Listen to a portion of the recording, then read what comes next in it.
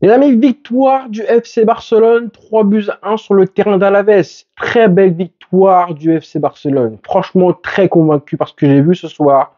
Je suis content, satisfait du résultat, du jeu, des buteurs, des individualités, du collectif aussi, de la défense un peu moins. Hein. Tout n'a pas été parfait, on va pas se mentir. Et on va parler évidemment de la défense, de la fébrilité défensive du Barça qui est de plus en plus visible. Mais sinon, globalement, ça a été un bon match du Barça. Pour l'instant, je trouve que voilà, on s'en sort bien. Les matchs se ressemblent ces derniers jours. La RDC, le Barça, ça va plutôt bien. Victoire du Barça, 3 buts à 1. But de Gundogan. Lewandowski a ouvert la marque.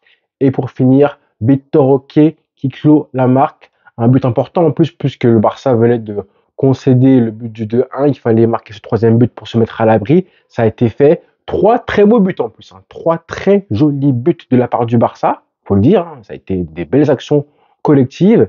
Et c'est ça qui fait plaisir. Ça fait plaisir de marquer un petit peu des buts, de mener au score. De mener au score. Ça faisait tellement longtemps. En plus, là, tu mènes au score. Et le but du 2-1 qui te frustre. Et le but du 3-1 qui te soulage. Et pendant un petit moment, tu te dis, voilà, tu as 2 buts d'écart, tu es à l'abri. Malheureusement, l'arbitre qui casse tout, qui met un carton rouge totalement injuste à Victor Roque. J'ai commencé par ça d'ailleurs, avant de parler du contenu du match. Parce que d'habitude, évidemment, on nous taxe de rageux, de, de, de clubs, de supporters qui pleurent parce qu'on perd des points et qu'on accuse l'arbitrage. Là, pour une fois, on a gagné. Donc, on peut parler. On a gagné, d'accord, donc on peut parler. Et le carton rouge, il est tout simplement scandaleux. Il est juste honteux. Ce qui se passe, déjà, le carton jaune, déjà à la base, le premier jaune de Victor Roque, il n'y a jamais jaune.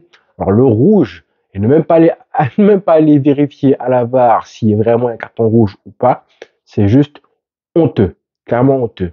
Donc j'espère que on va le retirer son carton rouge. La commission d'arbitrage de la Liga lui retira son carton rouge parce que c'est une honte. Je pense que l'arbitre voulait tout simplement mettre un petit peu de piment, de suspense à la fin du match, comme ça, il s'est dit, mais c'est juste n'importe quoi en fait. En plus, tu peux entamer une confiance d'un joueur, enfin bref, j'espère qu'il va se relever de ça, parce que c'est totalement injuste de la part de l'arbitre de mettre carton rouge, je le redis, je le répète, c'est juste n'importe quoi. Quand on dit qu'il y a une différence d'arbitrage en Espagne, ce ne sont pas de la, en fait, on est juste sincère, en fait. On voit tous qu'il y a un problème d'arbitrage en Liga. Tous les matchs, il y a un problème. Pour le Barça, pour d'autres équipes, tous les matchs, il y a des problèmes en Liga. Donc là, vraiment, je vais faire la parenthèse. Mais encore une fois, ça a été du grand n'importe quoi. Tu peux changer un match. Hein. Si jamais il y a 3 partout à la fin du match, ou il y a 4-3, 4-3, on aurait eu des critiques encore une fois envers Xavi, envers l'équipe, alors que là, honnêtement, on a fait un match parfait offensivement, collectivement. Le carton rouge qui aurait pu changer le match, à la fin, les gens auraient... euh, tu retiens quoi à la fin? Tu retiens le résultat. Si jamais le Barça perd des points. Alors que ça aurait été vraiment injuste pour l'équipe pour ce qu'elle a fait. Elle a fait un très beau match, même si on a souffert au début de match. Hein, clairement, les matchs comme ça à l'extérieur, tu peux souffrir. Mais l'équipe a réussi à faire le dos rond malgré ce qui ne va pas dans l'équipe. Évidemment, c'est la fébrilité défensive. Défensivement, tous les centres d'Alaves, il y a une espèce de fébrilité qui se sent, même nous, à travers l'écran. On sent que la défense, vraiment, elle panique sur tous les centres. Certes, ils avaient Samu, un très bon joueur de tête. Il a marqué en plus, qui était imposant physiquement, qui a fait du mal à Araujo. Et tu sens que Araujo, bah, déjà en ce moment, ça va pas forcément, qu'il est fébrile, qu'il est plus rassurant comme avant. Tu le sens ça. Hein, mais c'est pas le seul. Toute la défense. Encore plus quand il est accompagné d'un Iñaki Peña qui transmet la fébrilité et la peur à toute sa défense. Malheureusement, Iñaki Peña, on le sent, nous. On le sent. Ses sorties sont pas bonnes. Ses sorties sont pas bonnes, vraiment pas bonnes. C'est encore, j'ai vraiment, ses dégagements sont pas bons. Bref, et on sent qu'il hésite à chaque fois à intervenir, à sortir ou pas. Donc forcément, avec une défense comme ça, eh ben, tu peux te manger des vagues. Alors qu'on n'a pas mangé beaucoup de contre, hein, heureusement d'ailleurs, parce que pour une fois, enfin, faute d'effectifs, faute de joueurs disponibles, Xavi avait placé Christensen au poste de numéro 6. Enfin, j'ai envie de dire. Donc, du coup, on n'a pas vu beaucoup de contre de la part de Alaves. Et j'ai envie de dire que défensivement, amener un vrai numéro 6, entre guillemets, un joueur à vocation défensive à ce poste-là, et pas un clown comme Roméo, bah, du coup, ça a apporté pas mal à l'équilibre défensif du Barça. Mais sur les côtés, par contre, là, on a souffert. On a souffert, je pense, vraiment, Koundé a souffert. Cancelo qui sort blessé, j'espère que c'est vraiment pas grave, hein. Son genou, là, ça me dérange. C'est compliqué, Cancelo. Ah, si t'es pas là pour Naples, ça va être très compliqué. Mais j'espère que c'est pas grave, on verra les nouvelles. Mais là, en plus, c'était juste une petite entorse qu'il a vu en Super Coupe. On se disait que peut-être il serait présent et tout, mais là, bref, on a souffert un peu sur les côtés. Défensivement, c'est là qu'ils ont fait mal, les centres évidemment. À part ça, globalement, offensivement, j'ai aimé ce que j'ai vu. Hein. Même si le numéro 6, Christensen, c'est un numéro 6 du coup bétonneur, on avait du mal à la relance en début de match. Hein. C'est pour ça que le pressing adverse a fait du mal. Je pense que forcément, il faut choisir. Soit tu mets un numéro 6 complet qui va t'amener défensivement un apport et offensivement de la relance, comme Rodri, hein, et aussi dans les passes, les passes longues, l'orientation du jeu. Soit tu prends un numéro 6 à vocation défensive et qui va apporter pas beaucoup du coup offensivement comme Christensen. Donc il faut faire des choix. Et dans ces cas-là, il faut que les milieux de terrain fassent le travail. Frenkie de Jong, Pedri et Gundogan. Gundogan, son match de patron. Enfin, je lui ai fait beaucoup de reproches le match dernier. Ce match-là, c'est comme ça que tous les matchs devraient jouer. Avec ce que Xavi lui demande comme tâche, comme fonction, comme rôle, comme responsabilité, c'est comme ça que tu dois jouer. Un but, une passe D, et le but, il est incroyable. Le but, il est juste incroyable. La passe D, déjà, à Lewandowski, elle est parfaite dans le timing. Le geste du Polonais, il est parfait. Le contrôle, le petit piqué. Enfin, je retrouve mon Polonais. Enfin. Et Gundogan, bah, sa passe, elle est incroyable. Dans le timing, elle est belle. C'est enfin le bon choix. Enfin, quand tu fais les bons choix, frère, bah, t'es un joueur, frère. Tu es top 5 mondial à ton poste. Comme tu l'as été depuis maintenant 2 ans. Tu es juste injouable. Quand tu joues comme ça, le but qu'il met, en plus, il a tenté des gestes depuis le début de la saison beaucoup plus simples que ça. Et là, il te met un but qui est juste incroyable. Regardez un petit peu l'action, hein. La réaction qu'il a, la balle de Pedri, elle est juste incroyable déjà. Elle est juste incroyable. Franchement, la vista qu'il faut avoir pour, euh, pour faire cette passe-là, le temps d'arrêt et la passe sans élan comme ça, avec le pied, hein. Ça, c'est vraiment que de la technique. Ce n'est que de la technique pure au sens propre du terme. Et je vais parler aussi d'un mec aussi qui a une technique incroyable. Après ça, vous savez de qui je parle. Mais ensuite, du coup, la frappe et la reprise de volée de Gundogan, elle est hyper compliquée. Il a raté des gestes beaucoup plus simples que ça toute la saison. Et là, il nous met un but de crack pour le 2-0 à ce moment-là. On prend le but du 2-1. Voilà, c'est un centre et encore une fois, tu sens une défense fébrile, Araujo fébrile. Mais voilà, magnifique, magnifique. Ensuite, comme je disais, le troisième but, c'est l'œuvre de Victor Roque sur la passe. En fait, les 3 buts du Barça, c'est vraiment des 3 belles actions collectives. Et ça me fait plaisir. Ça, faut le souligner. C'est rare, hein, c'est très rare que le Barça soit aussi bon collectivement, qu'on marque sur des... Certes, ça a été des actions, souvent en transition rapide, mais avec un peu d'espace, on était face au jeu, et c'était pas forcément une position en U, mais après, le troisième but, c'est un peu ça quand même. C'est vraiment une possession où tu vois un appel de balle, un décalage qui est fait, et le but de Roquet qui me fait du bien, qui me fait plaisir.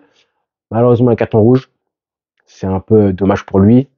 J'espère vraiment que pour son mental, la Liga va lui enlever ce carton rouge-là complètement injuste. Il marque ce but-là qui compte en plus, qui fait du bien, parce que c'est un moment où, voilà, à 2-1, tu sais pas si le temps se prolonge comme ça à 2-1, qu'est-ce qui va se passer. Là, ça fait du bien qu'il marque ce but-là. Encore une fois, c'est une très belle action. Mais que dire aussi de l'apport aussi de Lamine Yamal en début d'action, ce qui fait pour que l'action se prolonge, c'est magnifique, hein. Mais tout le match, hein. Pour moi, c'est l'homme du match. C'est vraiment l'homme du match. Il n'a pas marqué de but, il n'a pas fait de passe décisive, mais dans le jeu, l'apport qu'il a, les décalages qu'il crée, hein, comment il porte l'équipe. Et vous avez vu, hein, il y a un moment dans le match où en fait l'équipe commençait à lui passer le ballon de plus en plus pour le toucher, pour le concerner, parce que on sentait qu'il amenait une espèce de tranquillité technique et que dans ses pieds pouvait naître une action à partir de pas grand-chose, voire à partir de rien. Ça, c'est la marque des grands joueurs. Hein, c'est la marque des grands joueurs. J'ai tweeté là-dessus un peu tout à l'heure en parlant de l'interview de Eden Hazard qui est paru aujourd'hui sur le cycle équipe, qui parlait du fait que voilà, lui, c'était pas un joueur sur lequel il fallait regarder les statistiques. Il parlait de ses meilleurs matchs en carrière. Brésil, Belgique en 2018. Il n'a pas marqué, il n'a pas fait de passe décisive. Mais en tout cas, ce jour-là, il avait travaillé tout le Brésil à lui tout seul. Et ben, Lamine Yamal, j'ai pensé à ça, je me suis dit, bah, c'est l'exemple parfait du joueur. Oubliez les chiffres, oubliez les statistiques. Regardez, allumez votre télévision et regardez le joueur. Regardez ce qu'il apporte au Barça, le collectif. Regardez comment il joue juste, les bons choix qu'il fait à 16 ans, à 16 piges, les choix qu'il fait, le QI football du mec, comment justement il se déplace, comment il joue, comment il sait jouer vite, ou des fois comment il calme le jeu, comment il joue en tout cas en première intention, sans forcément trop réfléchir, mais à chaque fois c'est pour apporter quelque chose au collectif. C'est un truc de fou. Les dribbles, la roulette un moment en fin de match, tout ça là, même si on pourrait croire que c'est un geste folklorique, hein, qui sert à rien, en fait non, c'est un geste qui est super utile. C'est un geste super utile. En fait, à ce moment-là, ben, la roulette, c'est le geste à faire, en fait. Tout simplement pour conserver le ballon, dribbler un joueur et conserver le temps d'avance qu'il a pour progresser dans le jeu et profiter de l'espace qu'il a. C'est juste incroyable. Quel joueur. Merci, tu es un diamant brut. Hein, gardez vos chiffres, gardez vos statistiques. Là, moi, c'est pas mon football. Nous, on aime le football pur. Le mec qui te fait frissonner. En plus, les émotions qu'il te procure, toi, en tant que fan de football, moi, je paye ma place pour aller voir un mec comme ça, tout simplement. Donc voilà, je voulais lui consacrer 4-5 minutes hein, parce que c'est vraiment un joueur frisson, le potentiel qu'il a. Et là, c'est un match où je me suis dit, mais en fait, là, tous les matchs, maintenant que Rafinha est blessé, il joue plusieurs matchs d'affilée. Et je me dis, en fait, on a perdu tellement de temps avec Rafinha, même si certes, il fallait un peu le couver, ne pas le brûler. On a eu pas mal de joueurs récemment, des expériences qui nous ont prouvé qu'il fallait pas brûler les joueurs et brûler les étapes avec Ansu Fati, avec tous ces joueurs blessés justement qui ont été lancés trop tôt. Là, il fait quand même 4-5 matchs d'affilée. Hein. Et je me dis, mais en fait, on a tellement perdu du temps. Est-ce que Rafinha, prochainement, quand il va revenir, aura sa place dans le 11? Bon courage, bon courage. Moi, pour moi, ça y est, il est titulaire. Et le prochain match, Rafinha, il va entrer en jeu pour un petit peu le soulager et ne pas le brûler. Mais pour déloger un mec comme ça qui apporte autant au collectif, encore plus avec les absents, faut se dire aussi hein, qu'on a des absents. Hein. Derrière lui, c'est Koundé, c'est pas Cancelo. Il pourrait apporter encore plus s'il avait Cancelo derrière lui. Comme on a des blessés, bah c'est Koundé latéral droit. Donc le mec arrive à contrôler offensivement un couloir droit à lui tout seul à 16 ans. Que dire? Que dire? Bravo à lui. Bravo à lui. Que dire de plus? Bravo aussi aux joueurs. Lewandowski qui marque ce but-là, ça fait plaisir, ce sang-froid-là, à la fin du match. Et Pedri aussi a fait un bon match, mine de rien. Il a mal commencé la rencontre. Il était un petit peu endormi. Ensuite, il a commencé à se rattraper. La passe décisive, elle est incroyable. Voilà, hein, voilà. Et les changements ont fait du bien aussi. Fermin Lopez qui rentre. Roméo qui fait une entrée, je trouve, assez cohérente, mine de rien, même si c'était à la fin. Et pareil pour la défense. Koubarsi qui a fait son match, même si aux premières secondes du match, il a fait une boulette. Heureusement, c'était hors jeu. Et pareil pour Hector Fort qui a fait une très bonne entrée. La passe décisive pour Victor Roquet. Globalement, l'équipe a fait un très très beau match collectif, faut le dire. Bravo les mecs. Et maintenant, ça va être ça. Hein. Tous les matchs, on va essayer de grignoter 3 points et de la confiance. Pas à pas, tout simplement. Voilà. Bonne soirée les frères. Ciao.